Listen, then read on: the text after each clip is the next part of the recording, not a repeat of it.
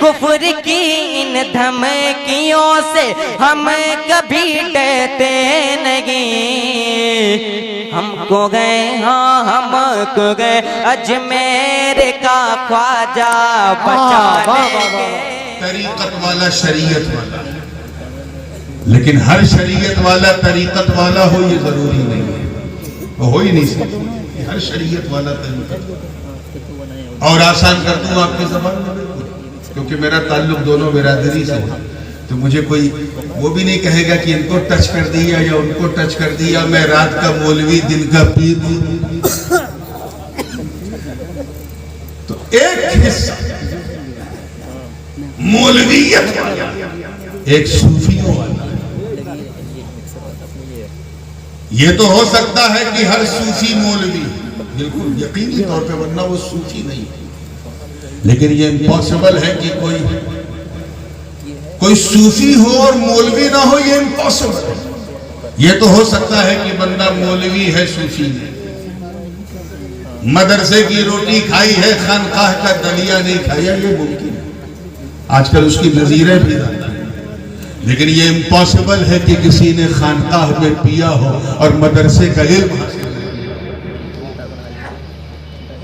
اس کو ایک اور آسان مثال دے دوں تاکہ مجھے آگے بڑھنے میں آسانی ہو۔ شریعت یوں سمجھے گویا سر کے بال کی طرح ہے۔ کیا ہے؟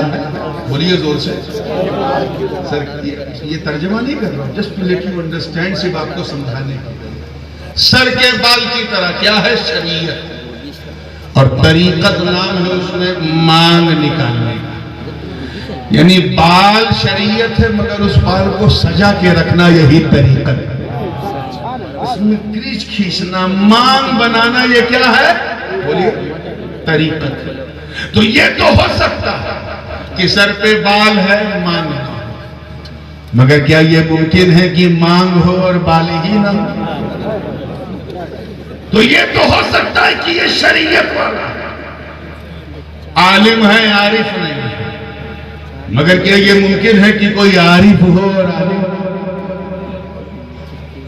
تو پہلے دعوت دی جا رہی اس بات کی کہ شریعت والا، اے ایمان والو ڈرو اللہ سے، اور یاد رکھیے گا یہ ڈرو کہہ کے آپ کو زیادہ ڈرایا نہیں جا رہا ہے بلکہ خوشخبری سنایا جا رہا ہے، ورنہ ڈر تو ایسی چیز ہے کہ بندہ جس سے جتنا ڈرتا ہے اتنا دور بھاگتا ہے۔ سانپ نے پھٹ کھولا، بھاگا، سامنے آگ دکھی، جان بچا کے بھاگا، شیر دکھا، جان بچا کے بھاگا، کوئی خطرہ دکھا تو ہم اپنی جان بچا کے بھاگتے ہیں، کیونکہ ڈر بھے چیز ہی ایسی ہے جو جس سے ڈرتا ہے اس سے بھاگتا ہے، اس سے بولیے بھاگتا ہے۔ لیکن صرف توجہ، صرف اللہ کا ڈر ایسا قیمتی ڈر ہے کہ بندہ جتنا اللہ سے ڈرتا جاتا ہے اتنا قریب ہوتا ہے۔ سبحان اللہ، سبحان اللہ، بے شک بے شک بے شک۔ تو اب اگر اللہ سے قریب ہونا ہے، اس کا حبیب ہونا ہے، تو بس اللہ سے ڈرنا شروع کرو، تم جتنا ڈرتے جاؤ گے اتنا نزدیک ہوتے جاؤ گے۔ بہت بڑی نعمت۔ ابھی 3-4 دن پہلے ہم نے اپنے اپنے گھروں میں حضرت خواجہ اویس کی نیاز کی برکتیں حاصل کی ہیں۔ مضمون سے ملی جلی بات تھی تو عرض کر دوں، دیکھیے جب حضرت تشریف فرما ہوتے ہیں والد گرامی، تم بہت زیادہ نکات والی تقریر نہیں کرتا، کیونکہ اس وقت وہ اتھارٹی یہاں جلوہ افروز ہے، خطابت جن کے گھر کی کنیز ہے۔ جب آپ کرسی خطابت پر بیٹھتے ہیں تو الفاظ ہاتھ باندھے کھڑے ہو جاتے ہیں کہ حضور مجھے استعمال کریں، تو یہاں کوئی جوہر خطابت نہیں دی۔ کچھ باتیں ہیں جو آپ کو سمجھا کے میں خود کرسی سے کنارے ہوں۔ خواجہ اویس قرنی رضی اللہ تعالیٰ جنگل میں عبادت کرتا، ان کی بکریاں سکون سے گھاس چر رہی ہیں، اور ایک بھیڑیا لکڑ بگھا، انگریزی میں اسے ہائینہ کہتے ہیں، ہائینہ، بات سمجھ میں آئی نا؟ گردن گھما گھما کے خواجہ اویس کی بکریوں کی حفاظت کر رہا ہے۔ لکڑ بکریوں کی رکشا. Would you believe? شیر ہوتا تو میں مان جاتا کیونکہ شیر جتنا خطرناک ہوتا ہے اتنا غیرت مند بھی ہوتا ہے. شیر کو اگر پیٹ بھر کے کھلا دو تو وہ کسی کو منہ بھی نہیں لگا. اور یہ بات میں سنی سنائی نہیں کہہ رہا ہوں, ذاتی تجربہ ہے. If you fed the lion properly, you can walk with the lion. آپ ٹہل گھوم سکتے ہو شیر کے ساتھ. لیکن بھیڑیا تو ایسا درندہ ہے کہ اگر گردن تک کھا لے, سانس لینے کی گنجائش نہ ہو, اور سامنے بکری دکھ جائے تو نوچے گا چاہے کھائے نہ. اور یہاں اتنا ادبھت, اوشوسنی, عقل پنی, انکریڈیبل, انبلیویبل. خواجہ اویس مستی سے عبادت کر رہے ہیں, بکریاں سکون سے گھاس چر رہی ہیں, ایک بھیڑیا گردن گھما گھما کے بکریوں کی حفاظت کر رہا ہے. ایک راہگیر کا گزر ہوا, یہ ادبھت منظر اس نے دیکھا تو رہا نہ گیا, پوچھا بابا یہ کیا, یہ کیا, آپ کو اس بھیڑیے سے ڈر نہیں لگتا؟ تو خواجہ اویس نے مسکرا کے فرمایا تو میری بات کر رہا ہے, میری بکریوں کو بھی اس سے ڈر نہیں لگتا. وہ کیوں؟ جو چاہوں گا اگر اللہ کرے ہر دل والے کے حوالے ہو جائے. فرماتے سن, پہلے میں اس سے ڈرتا تھا, اب یہ مجھ سے ڈرتا. سن, جب تک میں اللہ سے نہیں ڈرتا تھا, اس بھیڑیے سے ڈرتا تھا. جب سے میں اللہ سے ڈرنے لگا, یہ بھیڑیا مجھ سے ڈرنے لگا. سبحان اللہ, سبحان اللہ. نعرہ تکبیر, نعرہ رسالت, تاج العلماء, حضور غازی ملت, صاحب سجادہ. سبحان اللہ, سبحان اللہ. یہ ہے برخا شریف اور قرب و جوار کی عقیدت مندوں.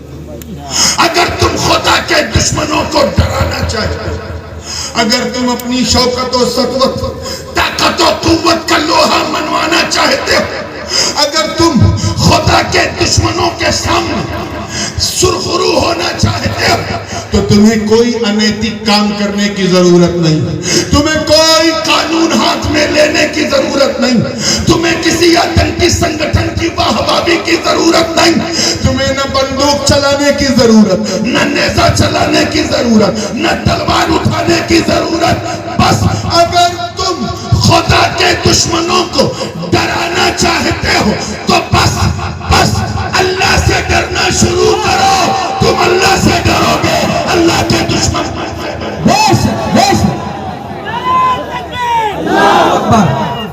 یا رسول اللہ. زندہ آباد, زندہ آباد, زندہ آباد. اور اب بھی اگر یہ نہ کیا تو تمہاری داستان بھی نہ ہوگی داستانوں. اپنے کردار و عمل کو بنا لو مسلمان. This is going to be a very crucial time for all of us.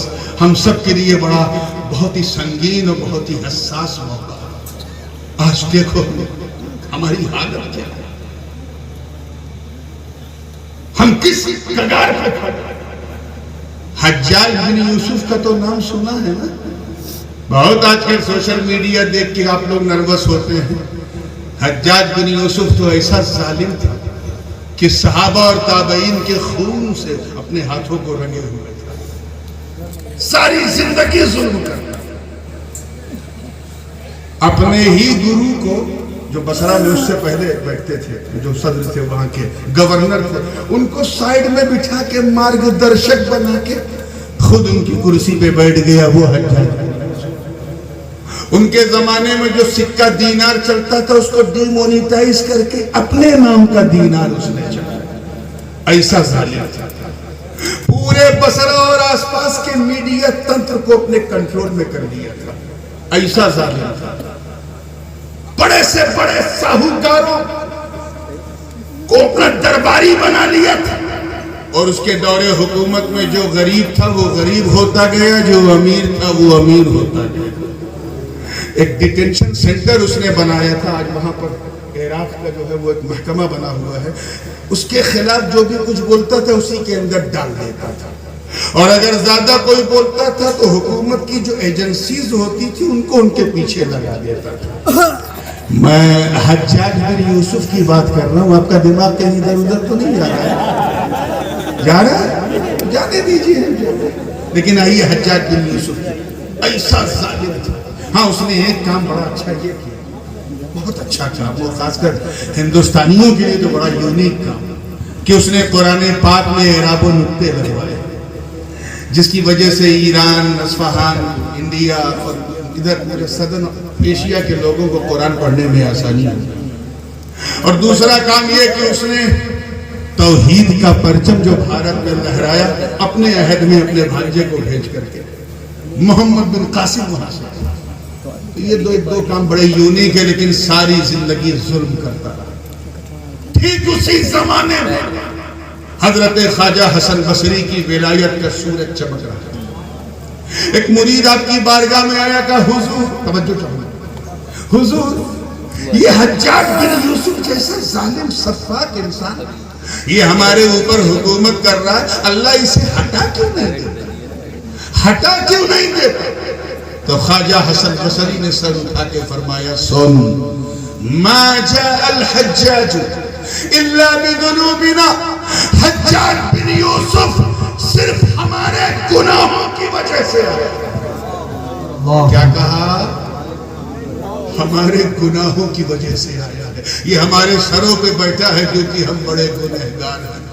کوشمبی والوں ذرا سوچو, آج سے لگ بھگ 13.5 پونے 1400 سال پہلے کے گنہگاروں کو دیکھ کر خواجہ حسن نے کہا ہمارے گناہوں کی وجہ سے ہی آیا ہے.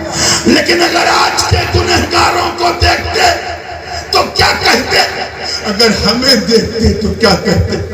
اس دور کے وہ گنہگار جن کے شب و روز شباب, کباب اور شراب میں گزر رہے ہو, جو سود خور ہو, زناکاری میں ملوث, جھوٹ بولنے والے, مکر و تجر سے کام کرنے والے, ماں باپ کے حقوق کو پامال کرنے والے, اپنی بیویوں پر ہاتھ اٹھانے والے, اسلام کے مول ادھیکاروں کا ہنن کرنے والے, نماز چھوڑنے والے, روزہ نہ رکھنے والے, حج نہ کرنے والے, زکات نہ دینے والے, آج کے مسلمانوں کو دیکھتے تو وہ کیا کہتے؟